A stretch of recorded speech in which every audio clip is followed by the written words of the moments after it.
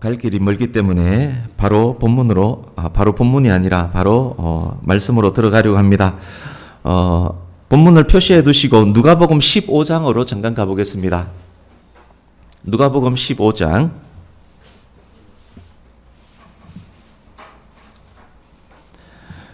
11절에서 32절을 보십시오. 너무도 잘 아시는 이야기, 예수님께서 비유로 말씀하신 돌아온 탕자 이야기입니다. 살아있는 아버지로부터 유산을 왕창 챙겨서 집을 나간 호로 자식이 있습니다. 자기에게 주어진 그 많던 재산 모두 탕진합니다. 거지가 됩니다. 이국 땅에서 굶어 죽게 되었습니다. 17절 보십시오. 이런 상황에 탕자가 생각을 하기 시작합니다. 내 아버지는 부자가 아닌가? 내 아버지 집에는 종들도 소고기에 쌀밥 먹지 않는가? 그런데 나는 여기서 굶어 죽게 생겼네. 그래도 이건 아니지 않는가? 여기서 굶어 죽는 건 아니지 않는가? 18절 19절 그렇게 시작된 생각이 탕자로 하여금 회개하게 만듭니다. 내가 하나님과 내 아버지께 정말 큰 죄를 지었구나. 난 정말 죽일 놈이구나. 그래, 아버지께로 가자. 가서 용서를 빌자. 품꾼이라도 좋으니 받아달라고 말씀을 드려보자.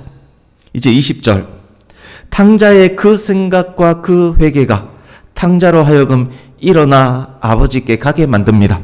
염치 없지만 그래도 일어나서 아버지께로 가고 있습니다. 결국 탕자는 용서함 받고 아들의 지위를 회복합니다. 오늘 말씀을 들을 때 이 탕자 이야기도 기억하셔야 되겠습니다. 이제 사도행전 6장으로 갑니다.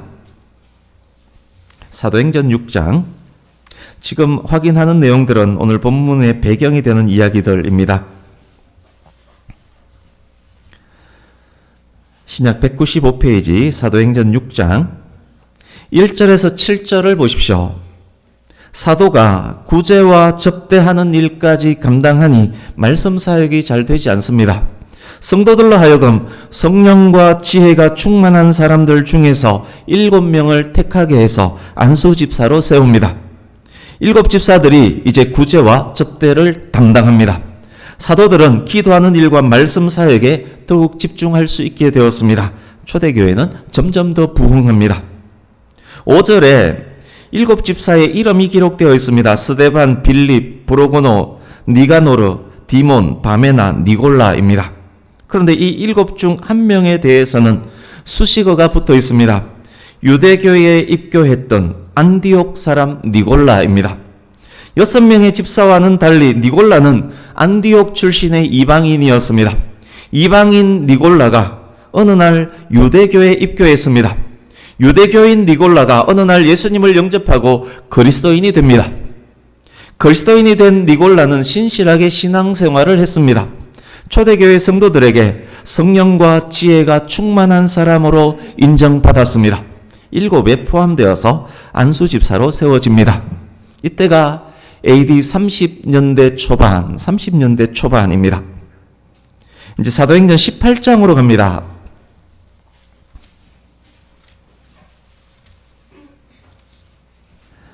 (23절) 보십시오. 18장 23절 여기서부터 바울 3차 전도 여행이 시작됩니다.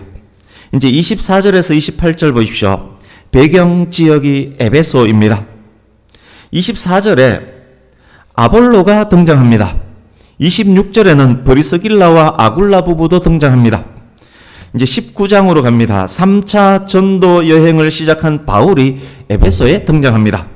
때는 AD 53년경입니다. 에베소에 대해서 간략히 먼저 말씀드리겠습니다. 에베소는 로마 행정구역상 소아시아의 수도입니다. 로마 총독부 소재지입니다. 상업과 교통의 요지입니다. 소아시아에서 최고로 화려한 도시, 최고 명문 도시입니다. 웅장한 아데미 신전, 아데미는 아르테미스 혹은 다이아나로 불리워주는 그런 여신입니다. 웅장한 아데미 신전을 보유한 도시로 유명합니다.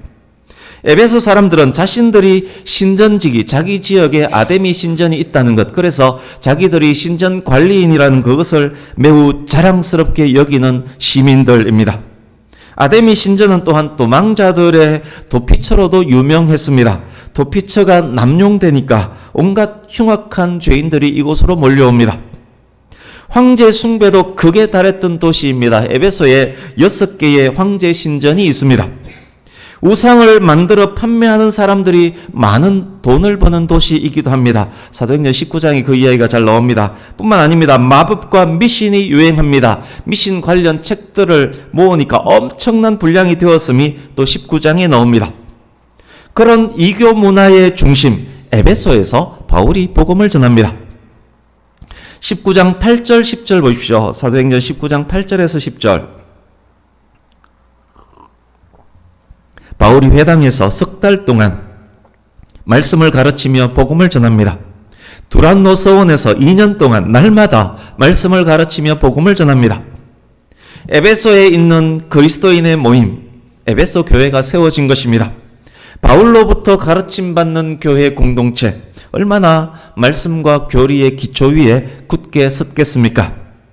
이제 20장으로 가서 17절에서 38절을 보십시오. 20장 17절에서 38절 3차 전도 여행 마칠 때쯤입니다. 바울이 예루살렘을 향해 가고 있는 중에 밀레도에서 에베소 교회 장로들을 만나서 고별 설교하는 장면입니다. 19절 보십시오. 바울이 에베소 교회에서 겸손과 눈물과 인내로 목회했음을 알 수 있습니다. 25절에서 31절 바울이 이렇게 말합니다. 이후로는 여러분들을 다시 볼 수 없을지 모릅니다. 제가 열심히 말씀을 가르친 대로 여러분들도 하나님이 자기 피로 사신 교회들을 잘 돌보아 주십시오. 지금 이 설교를 듣고 있는 사람은 에베소 교회들의 중력 장로들, 목회자들입니다. 계속 말합니다. 분명 이단 사이비들이 설쳐될 것입니다. 제가 3년 밤낮 쉬지 않고 눈물로 가르쳤던 것처럼 여러분들도 인내함으로 성도들을 가르치고 보살펴 주십시오. 그렇게 설교를 마치고 37절에서 38절 헤어질 시간이 되었습니다. 헤어지는 이 장면 보십시오. 서로 부둥켜 안고 울고 있습니다. 바울이 배를 타고 떠날 때까지 에베소 장로들이 돌아가지 못하고 손을 흔들고 멀리서 손을 흔들고 눈물을 흘리고 있는 장면이 잘 드러나 있습니다. 지금 짧게 확인해 보았습니다만 에베소 교회 창립 당시 현재 에베소 교회는 어떤 교회로 보여집니까? 지역 상황이 녹록지 않지만 굴하지 않고 말씀을 가르치고 배웠으며 말씀의 본질과 교리의 기초 위에 탄탄하게 서 있으며 성도들 서로 간 아끼며 사랑하는 교회임이 확실합니다. 훗날 디모데가 에베소 교회의 담임 목사가 됩니다. 1차 유대전쟁, 이때 로마 디도 장군이 예루살렘을 함락시키고 예루살렘 성전을 파괴합니다. 1차 유대전쟁, AD 66년에서 73년에 있었던 일입니다.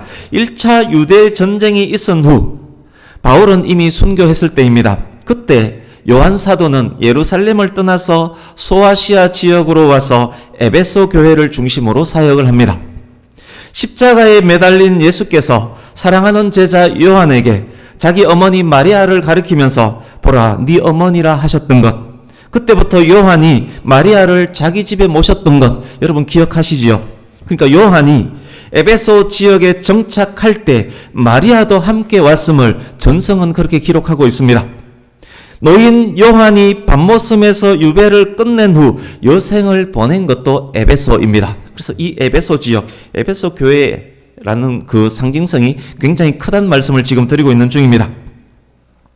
이제 앞으로 몇 주간 나누게 될 말씀의 배경이 되는 에베소 교회를 비롯한 7교회의 위치를 지도를 통해서 먼저 확인을 해보겠습니다. 주보 오른쪽 보십시오. 일부 지난주에 설명드렸습니다만 지도 왼쪽이 그리스, 오늘날 그리스, 그 당시도 그리스입니다. 오른쪽이 오늘날 튀르키예, 터키 지역입니다.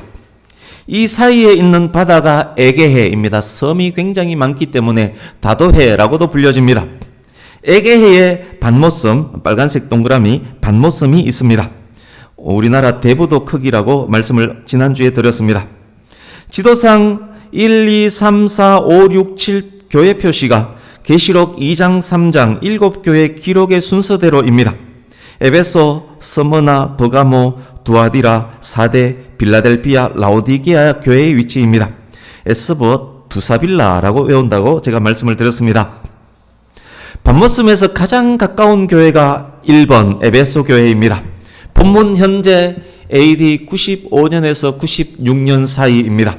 에베소 교회는 바울 사도가 개척한 지, 현재 에베소 교회는 바울 사도가 개척한 지 40년 이상이 지난 교회입니다. 7교회 중 역사와 전통이 가장 긴 큰 교회입니다. 요한계시록 2장 3장은 소아시아 7교회 각각에게 보내는 메시지입니다.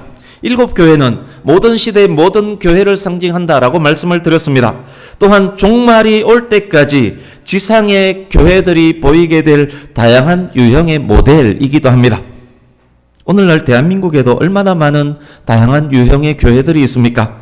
역사와 전통이 있는 교회, 개척한 지 얼마 되지 않은 교회, 큰 교회, 작은 교회, 성장하는 교회, 성장하다가 멈춘 교회, 사회사업 많이 하는 교회, 복음 전파 등한하게 하는 교회, 정치 활동 많이 하는 교회, 성도를 잘 돌보지 않는 교회, 말씀이 좋은 교회, 찬양대와 찬양단이 좋은 교회, 매일매일 전도하는 교회, 성도들의 교제가 충만한 교회, 현재 상황에 안주하면서 여기가 좋사오니 라며 움직이지 않는 교회, 따뜻한 교회, 냉랭한 교회, 강남에 있는 큰 교회, 시골에 있는 작은 교회, 목사가 인기 많은 교회, 연예인이 많은 교회, 젊은이들이 많은 교회, 노인들이 많은 교회 등등등 얼마나 다양한 유형의 교회들이 우리나라에 있습니까?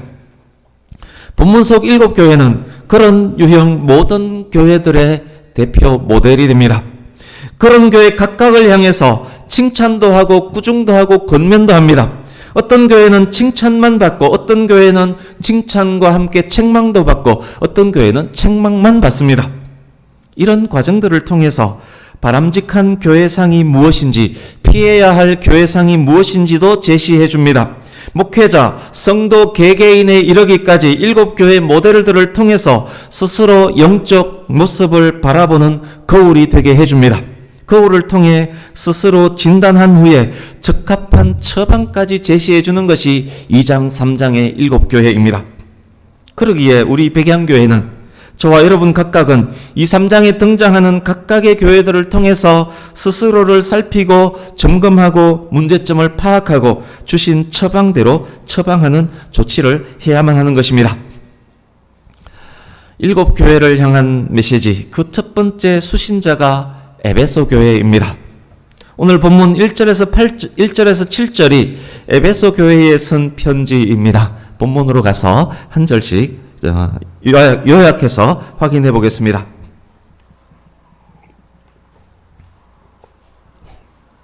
1절입니다. 요한은 에베소 교회의 사자에게 편지하라는 명령을 받습니다. 명령하시는 분은 예수 그리스도입니다. 예수 그리스도는 7교회의 목회자들을 오른손에 붙잡고 계시는 분입니다. 예수 그리스도는 7금초대, 즉 7교회 사이를 거니시는 분, 쉬지 않고 일하시는 분입니다. 이 부분은 이미 지난주에 설명을 드렸습니다. 교회와 성도는 예수님의 오른손 안에서 보호받고 있습니다.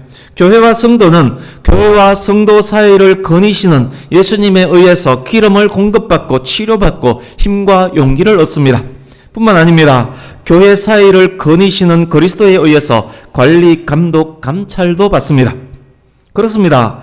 금초대가 촛대의 역할을 감당할 수 있도록 하시는 분, 교회가 교회 될 수 있도록 하시는 분은 오직 예수 그리스도이십니다. 교회는 그리스도의 인도와 보호와 감독이 필수입니다. 교회는 그리스도 없이 촛대 사이를 거니시는 예수 그리스도 없이 존재할 수 없는 그런 단체, 그런 모임입니다. 이제 2절, 3절입니다. 그리스도께서 에베소 교회를 향해서 칭찬하시는 부분입니다. 여기 보시면 알고, 아노라로 연결이 되어 있습니다. 여기에 알은 인간들의 일반적 알을 의미하는 단어가 아닙니다. 신적 통찰력에 의한, 심령을 감찰하시는 하나님에 의한 정확하고 주도 면밀한 암입니다.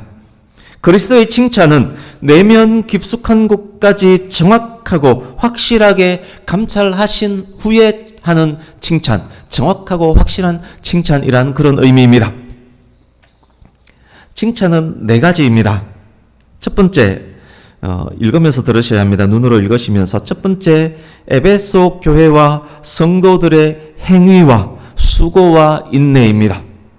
여기에 행위는 칭찬을 받는 행위이기 때문에 당연히 선한 행위들입니다. 원문에는 복수형으로 되어 있습니다. 교회가 창립된 후 지금까지 40여 년 동안 에베소 교회는 핍박과 고난에도 불구하고 선한 행위들을 하면서 수고하며 인내했습니다. 선행과 수고와 인내, 자발적으로, 적극적으로, 지속적으로 감내했다는 말입니다. 두 번째 칭찬, 에베소 교회는 악한 자들을 용납하지 않았습니다. 악한 자들로 번역된 원어는 도덕성이 결여된 자들을 의미합니다. 바울은 당시의 불의한 자들의 실례로 우상숭배, 음행, 토색, 탐욕, 중상모략, 술취함, 동성애, 도둑질 등을 들었습니다. 에베소 교회는 이런 악한 자들, 비도덕적인 자들이 교회에 침투하는 것을 막았습니다. 그런데 여러분, 오늘날 교회 어떠합니까? 교회가 악한 자, 비도덕적인 자들을 잘 가려내고 있습니까? 그들을 징계합니까? 징계는커녕 악한 자든 비도덕적인 자든 분별 없이 그냥 등록만 하면 좋아하지 않습니까? 못된 놈, 악한 놈이 등록할지라도 헌금을 많이 하거나 권력이 있거나 명예가 있거나 인기가 있으면 그냥 용납하지 않습니까? 그것뿐입니까? 용납 위에 직분과 감투까지 입혀주는 경우가 허다하지 않습니까? 본문 말씀에 의하면 그런 교회는 예수님으로부터 심한 꾸중을 듣게 될 것입니다. 그렇습니다. 교회는 무조건 용납하는 공동체가 아닙니다. 좋은 게 좋은 곳이 교회가 아닙니다. 악한 자, 못된 자들을 선도하기 위해서 애쓰고 노력은 해야 하지만 습관적으로, 상습적으로, 지속적으로 악행을 행하는 자들을 철저하게 배격하고 교회에 발붙이지 못하게 만드는 것, 그것이 예수님으로부터 칭찬받는 일입니다. 세 번째 칭찬, 자칭 사도라 하되 아닌 자들을 시험하여 그의 거짓된 것을 드러내었습니다. 이게 무슨 의미입니까? 산 옮기기 위해서 집사인 척 교회에 들어온 신천지를 테스트해서 그가 사이비임을 밝혀냈다는 이야기입니다. 당시의 이단 사이비, 그리스도인 비스무리하게 교회에 들어온 이단들, 영지주의자들을 시험하고 테스트해서 밝혀냈다는 말입니다. 잘못된 교리를 들고 순회하는 전도자들을 드러냈다는 말입니다. 여러분, 예수 그리스도께서는 이단과 사이비를 분별하고 심지어 테스트까지 해서 밝혀내는 것을 칭찬하십니다. 그것은 또한 무슨 말씀입니까? 이단 사이비를 분별 없이 받아들여서 산 옮기기 당하는 교회, 공동체 구성원들이 이단 사이비에 빠지는 교회, 그 교회들은 예수님으로부터 심각한 꾸중을 듣게 된다는 말씀 아니겠습니까? 에베소 교회 어떻습니까? 40여 년 역사와 전통이 있고 시스템이 갖추어진 큰 교회라서 확실히 다르지 않습니까? 바울 사도로부터, 디모데로부터, 요한 사도로부터 가르침과 목양받은 교회라 확실히 다르지 않습니까? 교리 교육, 말씀 교육이 얼마나 중요한지도 우리는 잘 알 수 있습니다. 네 번째 칭찬, 견디고 게으르지 않았습니다. 견디다로 번역된 원어는 2절의 용납하다와 같은 단어입니다. 힘들고 어려운 일들이 많았지만 잘 감수했다는 말입니다. 게으르다로 번역된 원어는 수고하다, 피곤하다라는 의미입니다. 게으르지 않았다는 말은 그래서 수고롭게 여기지 않았다, 피곤해하지 않았다, 즉 수고롭고 힘들었지만 낙심하지 않았다는 말입니다. 그렇다면 이들이 참고 견디고 낙심하지 않을 수 있었던 가장 큰 이유 무엇입니까? 내 이름을 위하여. 내 이름을 위하여. 그렇습니다. 에베소 교회 성도들은 자신의 돈, 명예, 권력, 체면을 지키기 위해서가 아니라 그리스도의 이름을 위해서 그렇게 했습니다. 신앙의 기초가 튼튼한 교회답습니다. 오늘도 원고를 출력하고 보니까 평소보다 한두 장이 더 많았습니다. 그래서 제가 좀 빨리 진행하는데 너무 빠르지 않습니까? 괜찮습니까? 네. 역시 잘 이렇게 적응을 한 것 같습니다. 이제 4절입니다. 4절은 함께 읽습니다. 시작. 그러나 너를 책망할 것이 있나니 너의 처음 사랑을 버렸느니라. 아멘. 그러나 칭찬해서 분위기가 급반전됩니다. 너를 책망할 것이 있나니. 사도 바울이 개척한 교회, 아볼로, 브리스길라, 아굴라 부부, 디모데, 요한 사도가 함께하며 섬기며 목양했던 교회, 예수님의 어머니 마리아가 출석했던 교회, 역사와 전통이 있는 교회, 예수께서 이 교회를 향해서 책망할 것이 있다 하십니다. 예수님께서 서울의 어느 큰 교회, 역사와 전통이 있는 교회, 한국 교회를 이끄는 리더 교회들을 향해서 책망할 것이 있다라고 말씀합니다. 그것이 무엇입니까? 너의 처음 사랑을 버렸느니라. 처음 사랑을 버렸다는 것은 무슨 의미일까요? 첫 번째로 처음 믿을 때 하나님을 향한 순수한 사랑, 순수한 열정을 잃었다는 말입니다. 신앙의 연륜이 깊어지고 신앙의 대가 이어져 가니 하나님 앞에서 형식적인 예배자가 되어버렸다는 말입니다. 하나님을 향한 사랑, 생동감이 판에 박힌 전통성으로 인해서 퇴보했다는 말입니다. 혹 이것이 오늘날 한국교회, 우리 교회, 백양교회의 모습은 아닙니까? 저도 여러분도 처음 믿을 때 그 감동, 그 사랑, 하나님의 그 사랑 감격해서 기도하다가 울고 찬송하다가 울고 말씀 듣다 울던 그 순수와 열정을 잃어버린 지 혹 오래지는 않습니까? 개척 당시 그 열정을 이미 잃어버린 것은 아닙니까? 어느새 형식적이고 판에 박힌 예배자, 그냥 그런 그리스도인이 되어버린 것은 아닌지요? 두 번째, 성도 간 사랑, 영혼 사랑의 마음, 서로 이해하고 아끼며 격려하며 돌보는 그 마음이 식었다는 말입니다. 40여 년 전 에베소 교회의 모습을 이미 우리는 확인했습니다. 말씀 가르침, 신앙교육, 교리교육에 철저했습니다. 성도 간 사랑도 뜨거웠습니다. 바울이 떠날 때 서로 부둥켜 안고 울던 그 모습에서 얼마나 사랑이 뜨거웠던 교회였는지 확인할 수 있었지 않습니까? 40여 년 전 에베소 교회는 말씀 위에 굳건하게 선 사랑의 공동체였습니다. 시간이 흘렀습니다. 교회에 이단과 사입이 악한 자들이 계속 침투합니다. 교리로 분별하며 오랫동안 그들과 싸웠습니다. 새로운 성도가 오면 혹 저 사람 이단 아닌가, 혹 저 사람 신천지 아닌가 의심합니다. 새로운 전도자가 와도 혹 저 사람 영지주의자가 아닌가 관찰합니다. 겸해서 성도 간 교제와 사랑은 점점 더 식어져 갑니다. 예배만 드리고 교제 없이 예배당을 떠납니다. 모이기를 힘쓰지 않습니다. 교리와 말씀은 있는데 따뜻함이 없습니다. 주일 한번 만나면 주중에 만날 일이 없습니다. 형제 자매 간 그저 그런 냉랭한 관계가 됩니다. 새로운 성도가 와도 멀뚱멀뚱합니다. 에베소 교회가 그런 교회로 변화되고 말았습니다. 여러분, 이것 또한 한국의 교회 혹 우리 교회의 모습은 아닌지요? 우리는 그저 서로 형식적으로 안부만 묻는 관계가 되어버린 것 아닙니까? 서로를 위해서 뜨겁게 기도해 주기는커녕 아예 관심조차 없는 것은 아닙니까? 따뜻한 말 한마디보다는 그냥 아래 위로 한번 훑어보고 마지못해 웃음만 짓는 그런 사이가 되어버리지는 않았습니까? 서로 인사하기에 어색해하는 그런 관계는 되어 있지 않습니까?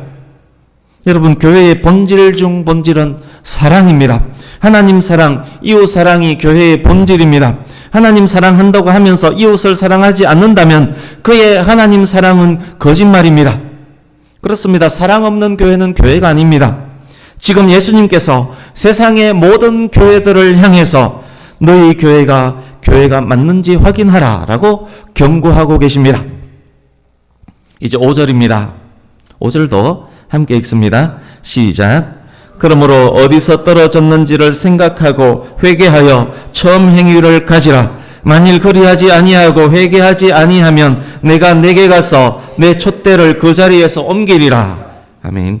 예수님께서 에베소 교회와 우리 교회와 모든 교회들에게 주신 처방전입니다. 영적 회복의 원리가 이 안에 있습니다. 첫 번째 보십시오. 생각하라입니다. 현재 능동형으로 쓰여 있습니다. 계속해서 반복해서 생각하라는 말입니다. 탕자가 내 아버지는 부자가 아닌가? 아버지 집에는 종들도 이 밥에 쇠고기 먹지 않는가? 아버지 보고보다 계속해서 생각하고 생각했던 그 단계입니다. 두 번째, 회개하라입니다. 부정 과거형으로 쓰여 있습니다. 우물쭈물하지 말고 변명하지 말고 남에게 화살 돌리지 말고 단번에 단호히 해야 한다는 의미입니다. 탕자가 나는 죽일 놈이구나. 아버지께 너무 큰 죄를 지었구나. 아버지께 가서 용서를 빌자. 종으로라도 받아달라 말씀드리자 라고 하는 그 단계입니다. 세 번째, 처음 행위를 가지라입니다. 올바른 지향점을 갖고 적극적으로 행동하라는 말씀입니다. 탕자가 이에 일어나서 아버지께로 돌아가니라의 단계입니다. 깊이 생각했습니다. 아, 잘못했구나 깨달았습니다. 그러나 거기서 머문다면 회복은 있을 수 없습니다. 이에 일어나서 돌아가니라 액션을 해야만 합니다. 에베소 교회는 그때 그 첫사랑 바울로부터 배우고 하나님 사랑으로 뜨겁게 전도하고 바울을 끌어안고 사랑으로 울던 그때를 회복해야만 하는 것입니다. 우리 주보 오른쪽 하단에 있는 에스라 10장 10절에서 12절을 같이 읽어보겠습니다.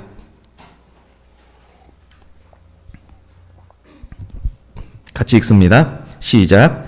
제사장 에스라가 일어나 그들에게 이르되 너희가 범죄하여 이방 여자를 아내로 삼아 이스라엘의 죄를 더하게 하였으니 이제 너희 조상들의 하나님 앞에서 죄를 자복하고 그의 뜻대로 행하여 그 지방 사람들과 이방 여인을 끊어버리라 하니 모든 회중이 큰 소리로 대답하여 이르되 당신의 말씀대로 우리가 마땅히 행할 것이니이다. 아멘.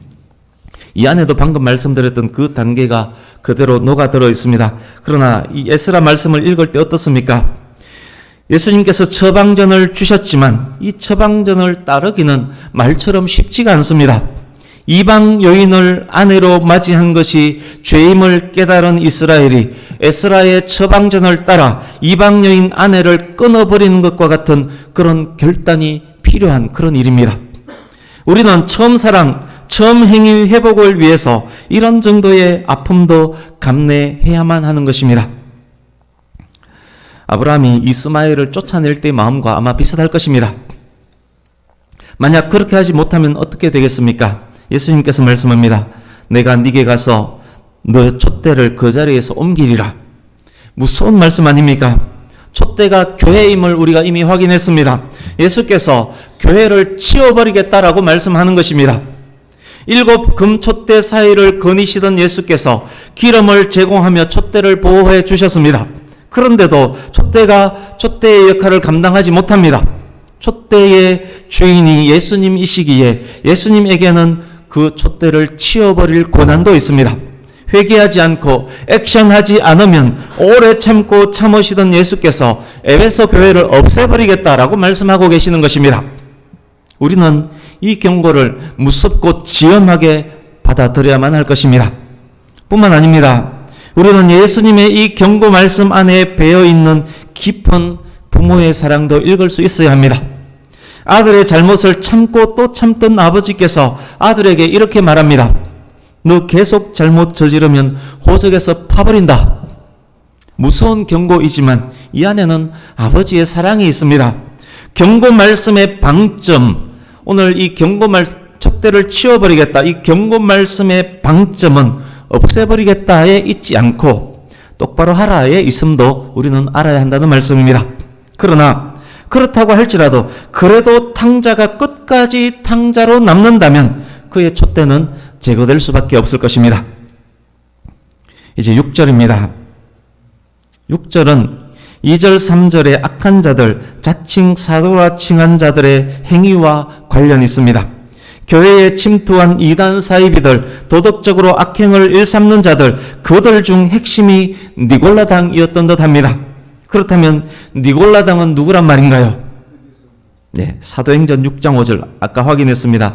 초대교회 7 안수 집사 가운데 한 명이 유대교로 개종한 안디옥 출신 이방인 니골라였음을 확인했습니다. 초대교회 교부들 중 터툴리안, 히폴리토스, 아레니우스 등등은 본문의 니골라와 7 집사 중 한 명인 니골라를 동일 인물로 봅니다. 니골라가 안수 집사로 세워진 지 60여 년이 지난 때 니골라당이라는 이단 사이비 집단이 만들어졌다는 말입니다. 이런 질문할 수 있습니다. 7 집사들은 성령과 지혜가 충만한 사람 아니었습니까? 어찌 그런 사람이 이단 사이비의 원조가 될 수 있다는 말입니까? 우리는 이것을 알아야 합니다. 7 집사를 택한 사람은 초대교회의 성도들이었습니다. 성도들이 7 집사를 택했습니다. 니골라는 성도들 눈에 성령과 지혜가 충만한 것으로 보였다는 것입니다. 문선명도, 박태선도, 이만희도, 이재록도, 정명석도, 변성우도 그들의 시작은 사람 보기에 성령과 지혜가 충만했습니다. 우리나라의 많은 그 이단 사입 목회자들 중에 문선명만큼 능력이 좋았던 사람이 없었다라고 합니다. 박태선도 마찬가지입니다. 처음에 그들은 대단했습니다. 성령과 지혜가 충만하지 못해서 넘쳐나는 것처럼 보였습니다. 그런데 그런 그들이 걸출한 이단이 되어 있지 않습니까? 니골라도 마찬가지였습니다. 이방인에서 유대교도로, 유대교도에서 기독교인으로 개종한 니골라. 그가 비록 성령과 지혜가 충만한 것처럼 보였을지라도 그가 사람 보기에 좋은 것을 쫓은 사람이었다면, 그가 타락했다면 얼마든 이단과 사이비의 우두머리가 될 수 있는 것입니다. 2장 15절을 잠깐 보십시오. 2장 15절. 버가모 교회를 향한 말씀 중에도 니골라 당이 등장합니다. 오늘 니골라 당에 대해서 더 전할 내용이 있는데 다 전하지 못한 것은 버가모 교회 말씀 때 전하겠습니다. 이제 7절입니다. 7절 같이 읽습니다. 시작. 귀 있는 자는 성령이 교회들에게 하시는 말씀을 들을지어다.